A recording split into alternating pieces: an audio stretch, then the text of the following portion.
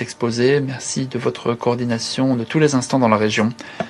Merci à la directrice exécutive, Madame Sima Barous, d'ONU Femmes, et merci à son équipe.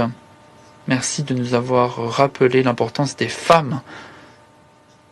Merci d'avoir rappelé notre contribution à la paix, à la sécurité, à la prospérité. Et je me félicite que mes collègues aient abondé dans ce sens. Et je me félicite de la présence des représentants de l'Angola et du Rwanda. La signature des accords de Washington entre la RDC et le Rwanda fut une réalisation notable. Le président Trump a réussi à encore une fois nous faire sortir de l'impasse grâce à une collaboration directe et une diplomatie de tous les instants.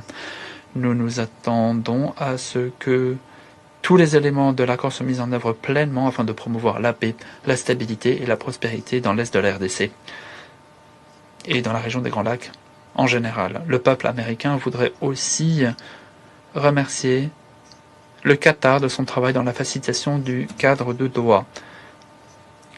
Cet axe complémentaire se concentre sur une collaboration directe entre les gouvernements de la RDC et le groupe armé M23. Il est indispensable pour prendre en considération immédiatement les sources de la violence. Nous remercions la Suisse de sa volonté d'accueillir les pourparlers qui sont en cours.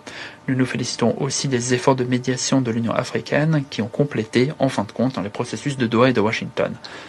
Les efforts pilotés par l'Afrique demeurent indispensables si nous souhaitons une stabilité sur le long terme. L'Union africaine, grâce à son travail, se concentre sur le groupe de facilitateurs IS et sous la houlette du président togolais. Cet exercice est indispensable à la consolidation de la paix dans la région des Grands Lacs. Nous saluons aussi les efforts consentis par la conférence internationale sur la région des Grands Lacs qui soutient la supervision du cessez-le-feu et la vérification au titre du processus de Doha. Une paix durable dans la région des Grands Lacs, en fin de compte, doit être dirigée et rendue possible sur le long terme grâce à la région elle-même. En dépit des progrès enregistrés jusqu'ici, nous ne pouvons pas ignorer les défis qui demeurent.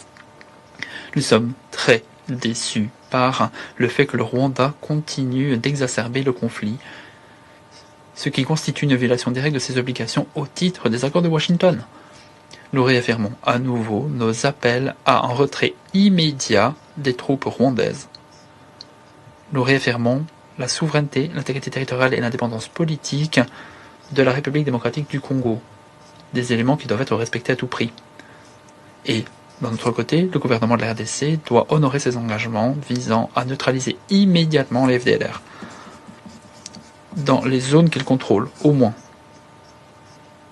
Prendre en considération ces préoccupations sécuritaires est indispensable si nous voulons interrompre les cycles de méfiance qui alimentent le conflit depuis des décennies. Nous n'avons pas peur de réfléchir à d'autres outils pour promouvoir la reddition de comptes pour ceux qui mettent en péril la paix.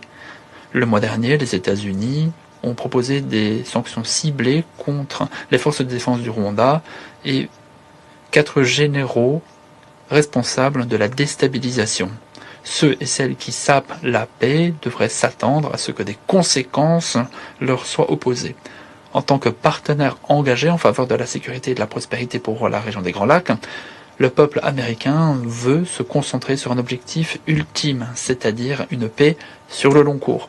Nous continuerons à suivre de près l'évolution de la situation dans la région avec une attention de tous les instants. Je vous remercie.